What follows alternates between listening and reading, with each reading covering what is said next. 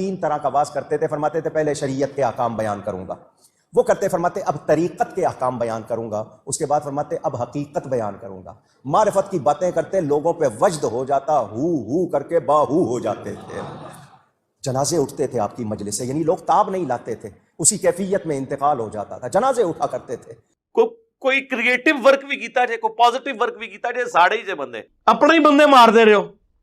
YouTube پہ گستاخانہ videos چڑھانے والے تو کوئی نہیں, آپ نے نگاہ مار کے ختم کیا. ان کی ہارڈ ڈسک سے ڈیٹا تو آپ نے کوئی نہیں ڈیلیٹ کروایا. حضور غوث پاک رضی اللہ تعالیٰ عنہ فرماتے میں تو قیامت میں بھی اتنی دیر جنت میں نہیں جاؤں گا جب تک سارے مرید نہ ساتھ چلے جائیں. فرماتے قیامت کے روز میں اس وقت تک قدم نہیں اٹھاؤں گا جب تک کہ اپنے سارے مریدوں کو داخل جنت نہ کروا لو. فرمایا مجھے اپنے رب کے عزت و جلال کی قسم, میرا قدم اس وقت تک جنت کو نہیں اٹھے گا جب تک میں اپنے سارے مریدوں کو جنت میں داخل نہ کروا لوں. اور دوسری طرف وہ کتنی رقت انگیز حدیث ہے بخاری اور مسلم دونوں میں کہ اللہ کے محبوب صلی اللہ علیہ وآلہ وسلم فرماتے ہیں جب قرآن کی یہ آیات نازل ہوئی نا کہ اے نبی اپنے قریبی رشتہ دار کو آخرت کا رشتہ داروں کو ڈر سنائیے, تو آپ نے پھر ایک ایک رشتہ دار کو بلا کر کہا. آپ نے فرمایا اے نبی کے چچا عباس, میرے مال سے جو لینا ہے لے لے, اگر اللہ نے قیامت کے دن تجھے پکڑ لیا میں تیرے کچھ کام نہیں آؤں گا. اے نبی کی پھوپھی صفیہ, میرے مال سے جو کچھ لینا ہے لے لے, اگر اللہ کے حضور پکڑی گئی تو میں تیرے کچھ کام نہیں آؤں گا. اے نبی کی بیٹی فاطمہ, میرے مال سے جو لینا ہے لے لے, لیکن آخرت میں اگر اللہ کے حضور پکڑی گئی تو میں تیرے کچھ کام نہیں آؤں گا. اندازہ کریں تو اگر نبی علیہ السلام کے چچا, آپ صلی اللہ علیہ وآلہ وسلم کی پھوپھی, اور سب سے بڑھ کر آپ صلی اللہ علیہ وآلہ وسلم کی لاڈلی بیٹی, جنتی عورتوں کی سردار کے بارے میں یہ کہا جا رہا ہے تو بابے تے شاہی کوئی نہیں جڑے کہندے نے جناب اسی تانوں جنت ہی لے جائیں گے, ساڈے مرید ہو جاؤ. ہاں, جنہوں نے قرآن و سنت پڑھا نہیں انہوں نے آپ کو یہی لارے لپے لگا کے رکھنے ہیں نا. بہجت الاسرار میں حضور غوث اعظم رحمۃ اللہ تعالی علیہ فرماتے ہیں میں درخت کے جنگلوں میں سالوں رہا, درخت کے پتوں پر میرا گزارا ہوتا, مجھے پہننے کے لیے ہر سال ایک شخص اون کا ایک جبہ لا کر دیتا تھا جس کو میں پہنا کرتا تھا. میں کانٹوں پر ننگے پاؤں چلتا تھا, خوفناک غاروں اور بھیانک وادیوں میں بغیر خوف کے داخل ہو جاتا. نبی علیہ السلام کی تو یہ تعلیمات ہی نہیں ہے. خدا کا نام ہے, اگر یہ آپ نے بزرگوں کی بزرگی بچانی ہے تو یہ جھوٹ بولنا چھوڑیں, یہ حرام ہے اس طرح کرنا. بخاری مسلم دونوں میں حدیث ہے, عبداللہ بن عمر بن عاص کے باپ عمر بن عاص نے شکایت کی کہ عبداللہ بن عمر بن عاص کی بیوی نے مجھے شکایت کی ہے کہ یا رسول اللہ صلی اللہ علیہ وسلم میرا بیٹا اپنی بیوی کے پاس نہیں جاتا, پوری رات نمازیں پڑھتا ہے. آپ نے عبداللہ بن عمر بن عاص کو بلا کے ڈانٹا اور آپ نے فرمایا اے عبداللہ تیری بیوی کا بھی تجھ پہ حق ہے, تیرے جسم کا بھی تجھ پہ حق ہے, تیرے خاندان کا بھی تجھ پہ حق ہے. اگر روزانہ رات کو جاگے گا تو تیری آنکھیں اندھی ہو جائیں گی, رات کو آرام بھی کیا کر, اپنی بیوی کے پاس بھی جایا کر. آپ کے بزرگ بابے جو ہیں یہ امپریس تھے یہودیوں کے راہبوں سے اور عیسائیوں کے راہبوں سے اور ہندوؤں کے راہبوں سے, تو بہر فرق تو ہوگا نا. پھر راوی کا قول ہے کہ میں نے خلیفہ کو ایک دن حضرت سیدنا محی الدین شیخ عبد القادر جیلانی قطب ربانی رضی اللہ تعالی عنہ کی خدمت میں دیکھا کہ عرض کر رہا ہے کہ حضور میں آپ سے کوئی کرامت دیکھنا چاہتا ہوں تاکہ میرا دل اطمینان پائے. آپ رضی اللہ تعالی عنہ نے فرمایا تم کیا چاہتے ہو؟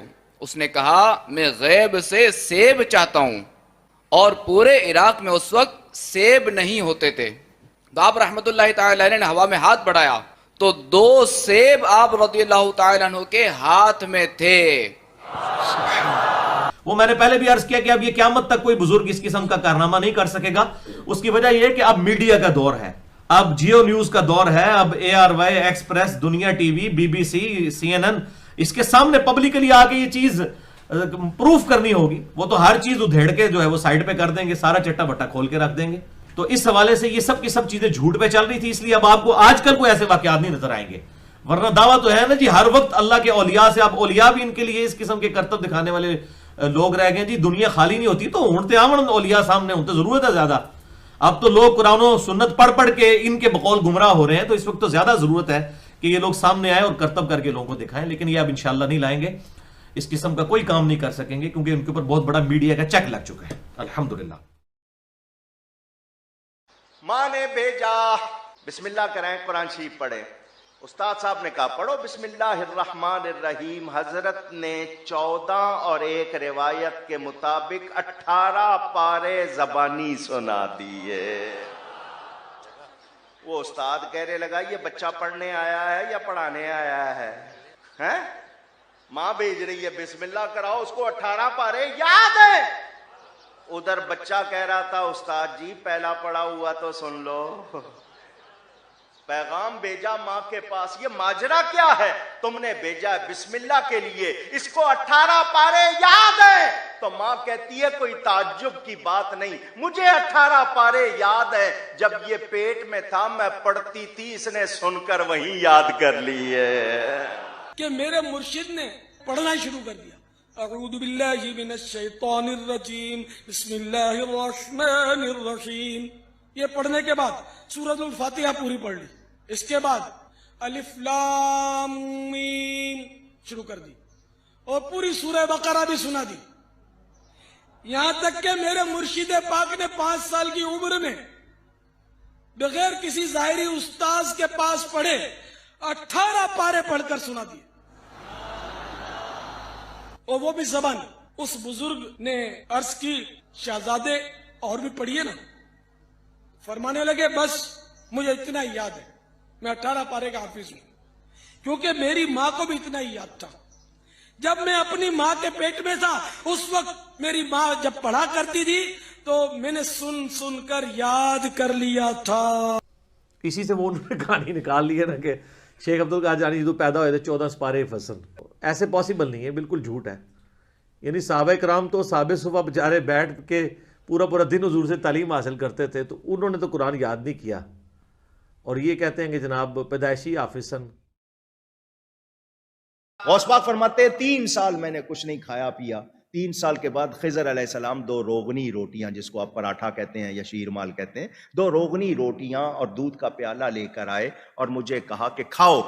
تو غوث پاک فرماتے ہیں میں نے کہہ دیا میں نے اللہ کے لیے کھانا پینا چھوڑ دیا ہے۔ تو خضر علیہ السلام نے کہا مجھے اللہ ہی نے بھیجا ہے، اللہ ہی نے بھیجا ہے۔ تو غوث پاک نے فرمایا اگر رب نے بھیجا تو وہ کہے گا تو کھاؤں گا۔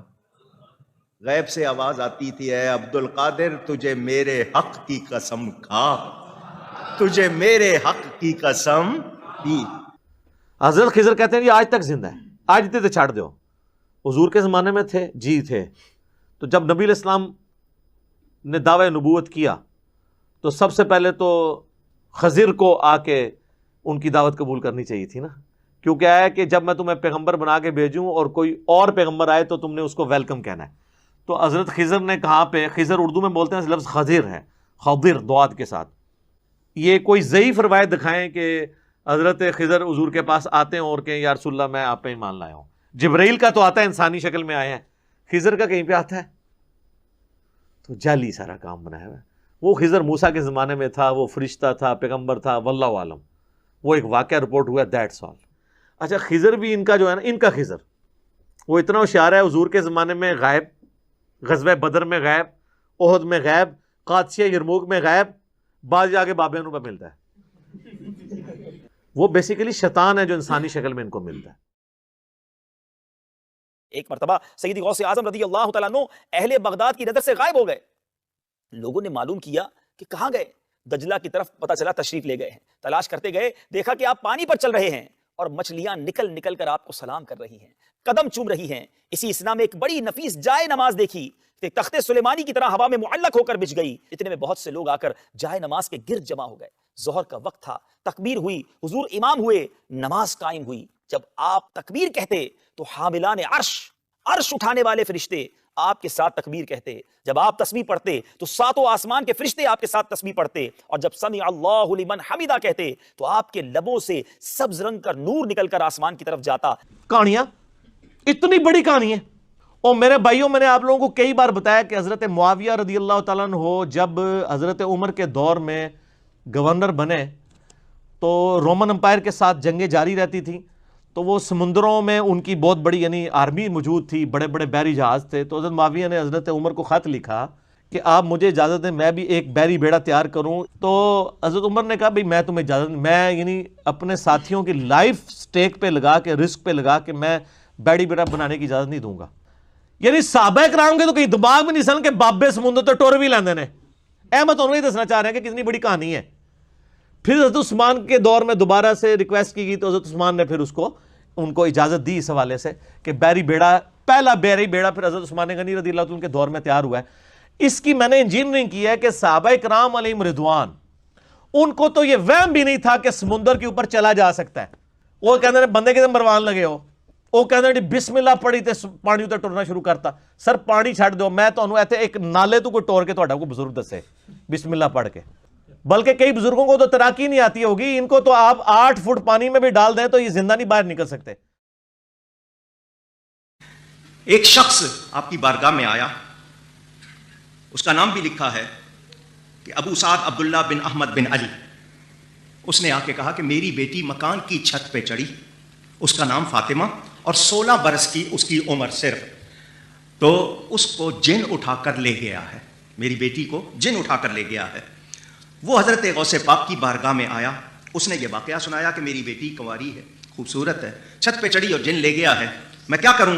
فرمایا جنگل کی طرف جاؤ, وہاں 5 ٹیلے ہیں, 5ویں ٹیلے کے پاس جا کر بیٹھو اور اپنے گرد ایک دائرہ لکڑی سے کھینچ لینا اور یہ کہنا دائرہ بناتے ہوئے بسم اللہ علی نیت عبد القادر, اتنا کہنا اور دائرہ بنا لینا. تمہارے پاس بہت سی چیزیں آئیں گی لیکن اس دائرے میں داخل نہیں ہوں گی, ڈرنا اور گھبرانا نہیں. اس نے اسی طرح کیا, وہ چلا گیا, دائرہ بنا لیا. جنوں کے گروہ آئے اس کے پاس, بڑی بڑی شکلیں بنا کر آئے, مگر وہ غوث پاک کی بات پر یقین کرتے ہوئے اسی طرح بیٹھا رہا. فرمایا بادشاہ آئے گا جنوں کا تمہارے پاس. رات کو آتے رہے دوسرے, صبح جنوں کا بادشاہ آیا اس کے پاس ایک لشکر کے ساتھ, اور وہ دائرے میں داخل نہیں ہوا. اس کے پاس آ کے پوچھا کیسے بیٹھے ہو؟ اس نے کہا مجھے غوث پاک نے بھیجا ہے, حضرت سیدنا شیخ عبد القادر جیلانی نے بھیجا ہے. اتنا کہا تو بادشاہ اس شخص کے پاس آ کے زمین پر بیٹھ گیا اور کہنے لگا تمہاری کیا حاجت ہے؟ اس نے ساری بات سنائی. تو اس نے اپنے ساتھیوں سے کہا یہ کام کس نے کیا ہے؟ انہوں نے کہا ہمیں نہیں معلوم. ان کا پتہ کرو. تو چین, کہاں بغداد اور کہاں چائنا, چین کے ایک جن نے یہ حرکت کی تھی, اس کو پیش کیا گیا, لڑکی اس کے پاس تھی. وہ جب آیا تو بادشاہ نے, جنوں کے بادشاہ نے اس سے پوچھا تجھے کس چیز نے اس پر برانگیختہ کیا, اکسایا تجھے کہ تو غوث پاک کے علاقے سے لڑکی اٹھا کے لے جائے؟ تیری اتنی جرأت کیسے ہوئی؟ اس نے حکم دیا اس کی گردن اڑا دی جائے. اس کی گردن اڑا دی گئی, بیٹی اس کے حوالے کر دی. تو میں نے اس بادشاہ سے کہا تم غوث پاک کا اتنا کہنا مانتے ہو, ان کے نام کا اتنا اثر؟ تو اس نے کہا وہ جس طرح اللہ کی عطا سے بغداد میں بیٹھے ہیں وہ پوری کائنات میں تصرف کرتے ہیں. جنوں انسانوں پر ان کو اختیار دیا گیا ہے, ہم ان کی نافرمانی کر سکتے نہیں. رات کے سناٹے میں خوفناک جنات میرے حصار کے باہر گزرتے رہے. جنات کی شکلیں اس قدر ہیبت ناک تھی کہ مجھ سے دیکھی نہ جاتی تھی. سحری کے وقت جنات کا بادشاہ گھوڑے پر سوار آیا, اس کے ارد گرد بھی جنات کا ہجوم تھا. حصار کے باہر ہی سے اس نے میری حاجت دریافت کی. میں نے بتایا کہ مجھے حضور غوث الاعظم علیہ رحمت اللہ الاکرم نے تمہارے پاس بھیجا. اتنا سننا تھا کہ ایک دم وہ گھوڑے سے اتر آیا اور زمین پر بیٹھ گیا. دوسرے سارے جنات بھی دائرے کے باہر بیٹھ گئے. میں نے اپنی لڑکی کی گمشدگی کا واقعہ سنایا. اس نے تمام جنات نے اعلان کیا کہ لڑکی کو کون لے گیا. چند ہی لمحوں میں جنات نے ایک چینی جن کو پکڑ کر بطور مجرم حاضر کر دیا. جنات کے بادشاہ نے اس سے پوچھا قطب وقت حضرت غوث الاعظم علیہ رحمت اللہ الاکرم کے شہر سے تم نے لڑکی کیوں اٹھائی؟ وہ کانپتے ہوئے بولا آری جا, میں دیکھتے ہی اس پر عاشق ہو گیا تھا. بادشاہ نے اس چینی جن کی گردن مارنے کا حکم صادر کیا اور میری پیاری بیٹی فاطمہ میرے سپرد کر دی.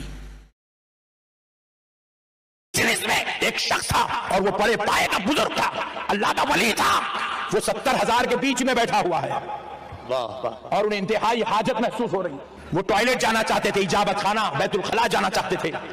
انہوں نے اپنی اجابت کو کنٹرول کرنا چاہا, جتنی دیر کنٹرول کر سکتے تھے کرے, لیکن اجابت اب اپنی انتہا کو پہنچی, شدت انتہا کو پہنچی تو بڑے بے چین ہو گئے. کیونکہ اب 25-50 آدمی ہو تو ایسا ہٹا کے نکل جائیں گے. ادھر پلٹے تو 20,000, ادھر پلٹے تو 40,000, پیچھے دیکھے تو 50,000. کہاں سے جائیں گے؟ بیچ میں بیٹھے ہوئے, ضرورت آ رہی ہے. بے چین و بے قرار ہو گئے. اسی بے قراری کے عالم میں غوث پاک سرکار کی طرف متوجہ ہوتے ہیں. سرکار اب میں کیا کروں؟ ضرورت محسوس ہو رہی ہے اور انتہا شدت کے ساتھ.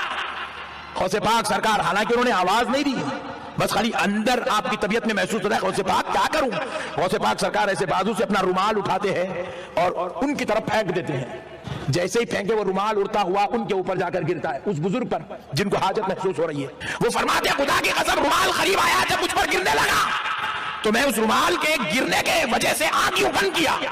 جیسے ہی بند کیا پھر میں نے جب آنکھ کھولی تو میں کیا محسوس کرتا ہوں؟ میں جنگل میں بیٹھا ہوا ہوں. ادھر پلٹ کر دیکھتا ہوں انسان تو انسان، چرند پرند بھی نظر نہیں آتا.